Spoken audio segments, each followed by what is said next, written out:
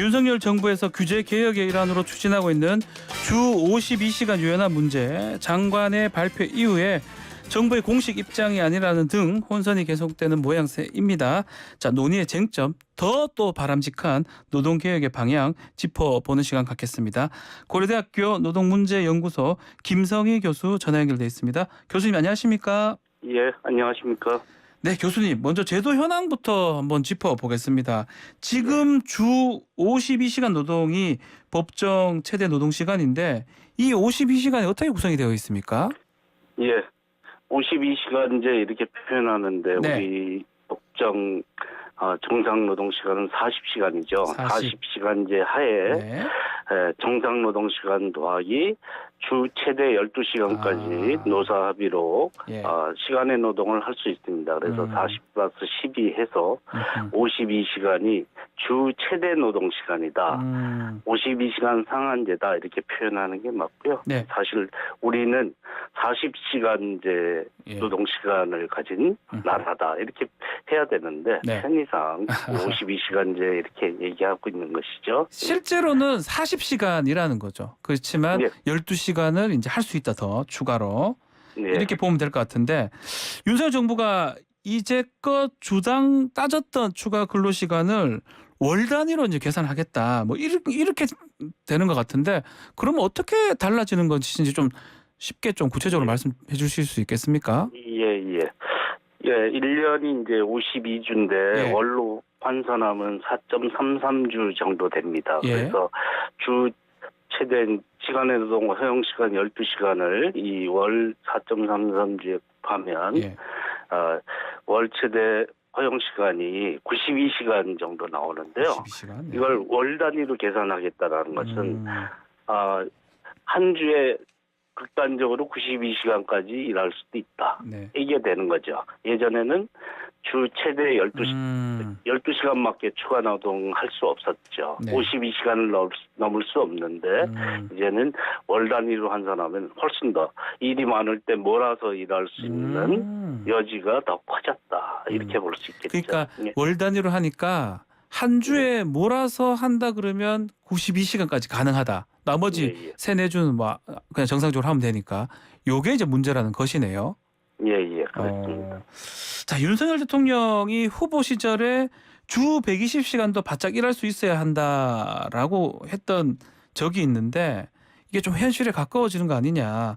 120시간까지는 아니지만 92시간 정도 되니까요. 예. 노동계에서는 이게 장시간 근로에 대한 우려가 있을 것 같아요. 예, 준비가 잘 안 된 대통령이었고 즉흥적인 발언이었기 때문에 예.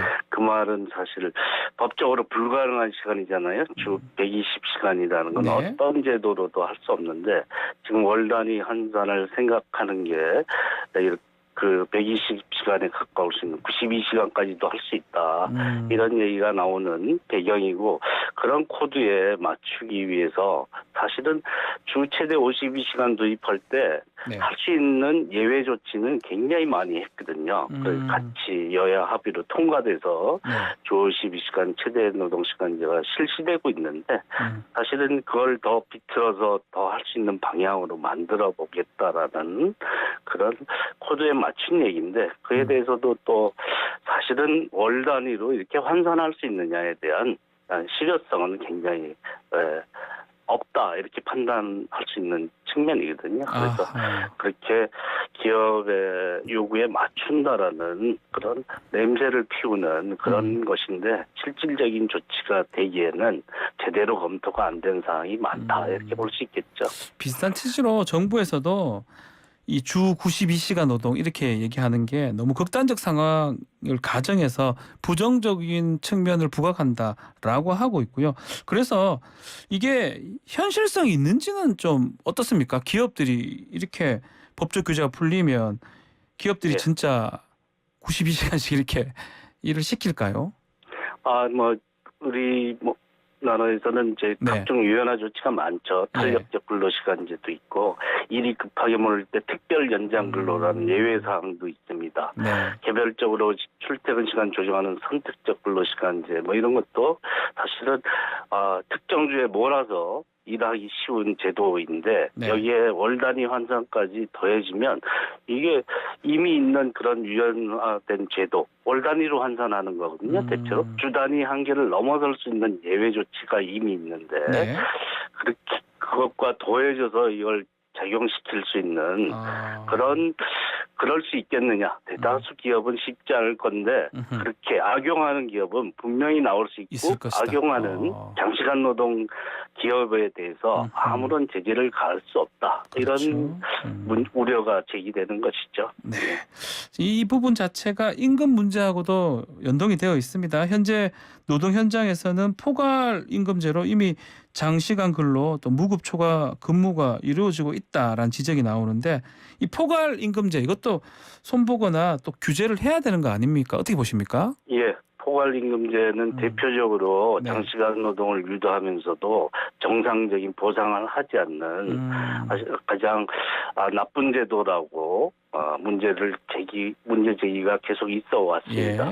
이 근로계약 체결할 때 법정 시간을 초과해서 연장, 야간 뭐 이런 노동을 하는데 편의를 위해서 노사합의가 이 정도 하는 걸로 정해놓고 묶어서 그렇죠. 정상 노동 시간, 연장 시간 합해서 임금을 얼마 주기로 하고 노동 시간에 대한 통제는 제대로 이루어지지 않는 그런 경우죠. IT 회사에서도 이루어지고 있고 단순 노동직이나 이런 업무에서도 시설 관리 업무에서도 이런 일들이 비일비재한데요. 불가피한 경우를 넘어서서 광범위하게 악용되고 있다는 게 문제이고요. 이런 문제를 잘 해결하는 것이 보수 정부라도 따뜻한 보수 정부로서는 취해야 될 방안인데 이걸 더 경계를 흐리게 하는 방향으로 나간다라는 그런 문제점이 있어서 포괄임금제의 문제점을 해소하는 것보다는 더 심화시킬 수 있는 그런 우려를 낳게 되는 거죠. 포괄임금제도 문제인데 더 강화될 것이다. 이렇게 말씀 주셨는데 윤석열 대통령이 글로벌 스탠다드에 부합된 노동개혁이 필요하다 이렇게 얘기를 했는데 글로벌 해외 사례는 어떻습니까? 이게 근로시간 자체가 우리보다 많은 경우가 있나요? 맞나요? 예, 우리 OECD 국가 외에는 노동시간 자체 비교가 의미가 없으니까 우리는 이제 1950시간 정도 수준입니다. 작년이. 1950시간. 네. 예. OECD 국가의 평균 노동시간 1,500시간대고요. 대부분 이런 새로 OECD 국가로 가입한 국가들 제외한 서구 국가들 평균은 1,300시간, 1,400시간입니다. 우리보다 600시간, 500시간 정도 덜 일하는 거죠. 그런데 이미 이렇게 장시간 노동 국가인데 해외 사례를 도대체 어디를 기준으로 참고하겠다라는 건지 의문을 가지지 않을 수 없겠죠. 그러면 좀 더 세분화해서 연장 근로 관리 질문 한번 드려보면요. 이정식 장관 같은 경우는 해외 주요국 보더라도 주 단위 초과 근로 관리하는 방식은 찾아보기 어렵다. 이렇게 얘기를 했거든요. 다른 나라 연장 근로 관리가 어떻게 진행되고 있는지요? 예, 이런 노동시간 제도는 발달된 서구 국가들, 독일 같은 프랑스, 나라. 대표적으로 프랑스 35시간제 실시하고 있는 나라죠. 그리고 이제 일 단위 노동, 주 단위 노동, 월 단위 노동, 연 단위 노동까지 세세하게 규정하고 있습니다. 과로사를 방지하기 위한 국제 규정도 그런 방식인데요. 독일도 사실은 법적으로는 잘 정해지지 않은 나라입니다. 법적으로는 48시간 옛날 20세기 초에 만들어졌던 것을 변화시키지는 않지만 협상을 통해서 정하는 건데 거기에는 이제 주 단위, 월 단위, 연 단위, 연장 노동 시간을 철저히 세세하게 규정하고 있습니다. 그래서 월 단위도 연장 노동 주 단위도 연장 노동에서 특별한 규정이 없다. 규정이 필요 없을 만큼 엄격하게 관리돼 있는 경우가 대부분이고요. 그다음에 주 단위로 관리하지 않고서는 특정 주에 몰아서 하는 문제점, 과로사의 위험성을 낮출 수 없기 때문에 어떤 방식으로든 법으로 하든 협약으로 하든 또 다른 제도 방식을 통해서든 일일 최대 노동 시간을 다르게 정하면 주 최대는 자동으로 정해져 있게 돼 있잖아요. 그런 점을 감안하지 않는 그래서 약간 좀 고용노동부가 무리한 것이 아니냐. 해외 사례를 편하게 해서 경강부에서 인용하고 있다 이렇게 볼 수 있겠죠. 자, 그렇다면 우리한테 맞게 연장근로 관리 개편에 대해서 정부가 좀 더 세심하게 접근해야 될 부분 어떤 게 있을까요? 예, 사실은 주 최대 노동 시간을 52시간까지 하지만 40시간이 정상이고 이게 40. 예외인데 네. 이 예외에다가 추가적인 예외 조치가 탄력적 시간제 등으로 유연근무제라는 이름으로 보기에는 포장이 좋은 것 같지만 사실 사용자 편의에 맞춘 그런 제도로 장시간 노동을 조장하는 그런 시스템이라고 할 수 있죠. 여기에 더 유연한 조치를 추가로 한다라는 그런 방향 설정은 지금 우리나라 노동시간제 관리가 정상 노동시간 중심으로 되지 않는다는 점을 간과한 것이다 이렇게 볼 수 있겠죠. 그다음에 이제 노동시간 관리에서 예외가 있습니다. 5인 미만 사업장은 전혀 적용이 안 됩니다. 아예 적용이 안 되죠. 예, 그다음 특수고용으로 포장돼 있는 자영업자로 특보직. 포장돼 있지만 사실 임금 노동자인 택배 뭐 이런 노동자들도 적용이 안 되죠. 그래서 그쪽에서 장시간 노동 문제가 끊임없이 발생하는 거죠. 계속 뭐 사망이라든지 이런 일도 일어나고 있고요. 예, 그런 문제를 해결하는데 좀 초점을 둔 그래서 모두가 고루 일하면서 그것이 다른 사람의 새로운 일자리를 만드는 여력으로 이어질 수 있도록 하는 것이 중요하다 이렇게 볼 수 있겠죠. 자, 동시에 정부가 임금 체계 개편도 추진하겠다고 밝혔는데 특히 호봉제로 대표되는 연공성 임금 체계 손보겠다고 하는데요. 이 호봉제는 어떤 방식으로 개편되는 게 바람직할까요?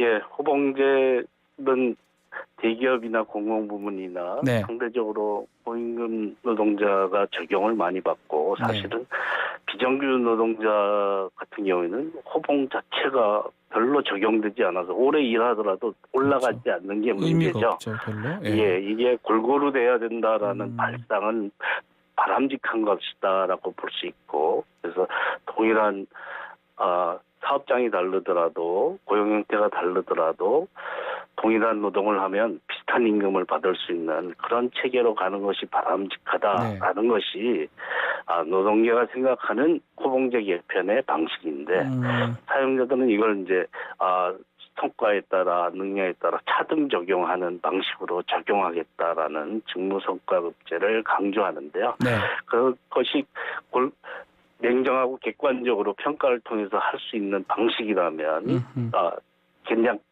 좋을 수도 있겠지만 그렇죠. 그렇지 않습니다.